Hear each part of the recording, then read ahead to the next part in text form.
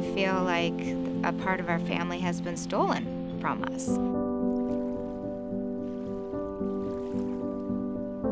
My parents never would have thought this would happen. They would have been just as flabbergasted as we were when we were told we couldn't sell the adjacent parcel.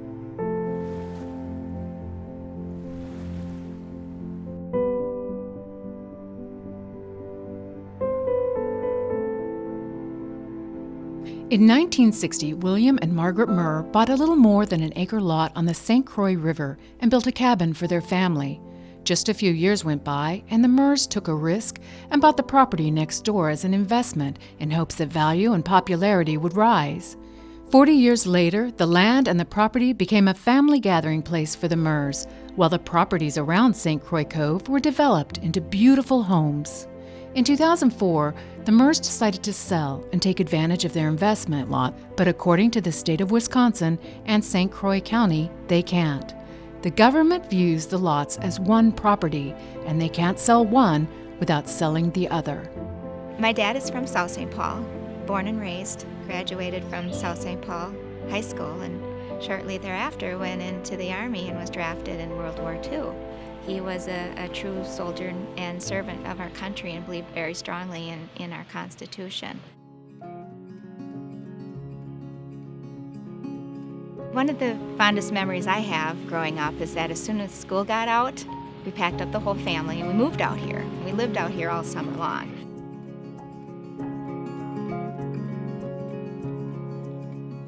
A lot of things focused around food and family and fun. This is a great gathering place.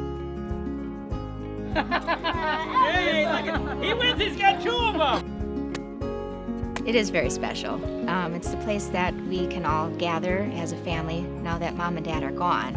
It's the glue that holds the family together. It's the one place we can all come at any time and feel welcome.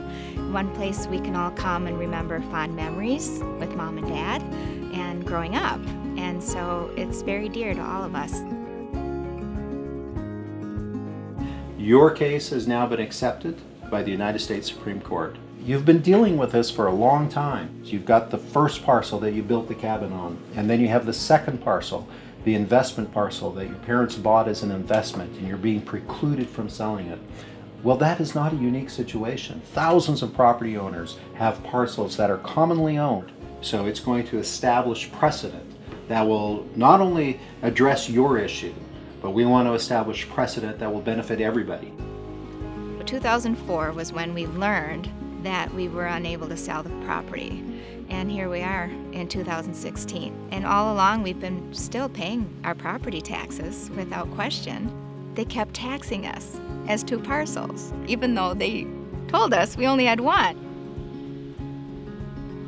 Mom and Dad would be very proud of how they raised us kids and how we're standing up for what we believe in. If my dad was alive, my mom was alive, and they had told either one of them the same thing they told us, they would have fought.